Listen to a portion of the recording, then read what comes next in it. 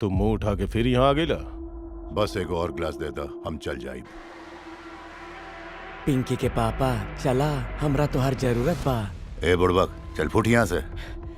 देखा टाइम कम बा, ना तो तोके यह पेल देती। चल हमरा साथ आ जा। अरे ओह, तुहार लौकी तक कुंदरू हो गई। बुढ़ापा में केला के किसमिस हो ही जाला। लंगोट में हगवा दे। ज्यादा 3-5 मत कर गोबर चट्टा, नहीं तो ये पेल देब। चल हमरा साथ। तुहार दुखड़ा अब ही बताई बा, या फिर पटना ले जाके तो के पीटे के पड़ी। कहीं और जाई के मरवाओ।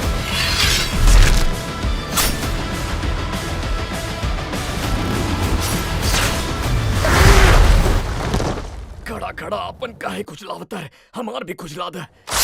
तू रहे दो, हम खुद खुजलाई ले।